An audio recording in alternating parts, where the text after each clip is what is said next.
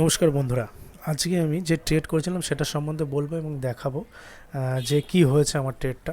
আমি সকালবেলায় first morning একটা ব্যাঙ্ক নিফটির কল সেল করেছিলাম। কল সেল করলে ওটা আমি ছোটো এসএল নিয়েছিলাম, আর আমি ছোটো এসএল নিয়ে বেশি কাজ করি। ছোটো এসএল নেওয়ার কারণে আমার একটা লস বুক করি, আর পরবর্তীতে আমি মার্কেটটা যখন আপে যায় তখন আমি একটা হেজ করি। ব্যাঙ্ক নিফটির 48,000 কল আর 47,400 পুট, এই দুটোকে আমি হেজ করে দিই। হেজ করে দিলে সকালবেলা যে লসটা হয়েছিল সেটা আমার প্রফিটে কনভার্ট হয়ে যায়। প্রফিটে কনভার্ট হলে মার্কেট হাই ভোলাটিলির কারণে আমি ওখান থেকে এক্সিট হয়ে বেরিয়ে যাই।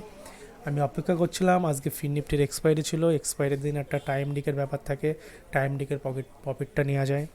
ফিন নিফটিতে আমি 21,050 টাকার একটি premium out of the money আমি সেল করেছিলাম, যেটার দাম ছিল হচ্ছে 15 টাকা। 15 টাকায় সেল করলে আমার সেটা লসেও যায় কিছুটা, 200-300 টাকা লসও দেখেছিলো। তারপরে ওটা আস্তে আস্তে টাইম ডিকের কারণে ওটা আমার প্রফিটে আসে।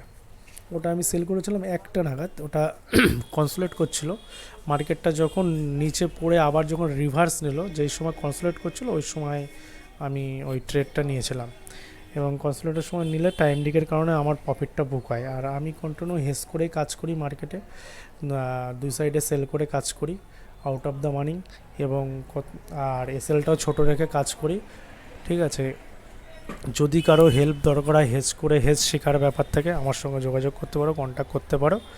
আর আমি যে প্রফিট করেছে দেখো, আমি কন্টিনিউ এভাবে কাজ করি। এবং যারা আমার চ্যানেলটা দেখছেন, আমার চ্যানেলটাকে একটু সাবস্ক্রাইব করে দেবেন, এটা বলছি। আপনি দেখুন আমার প্রফিটটা।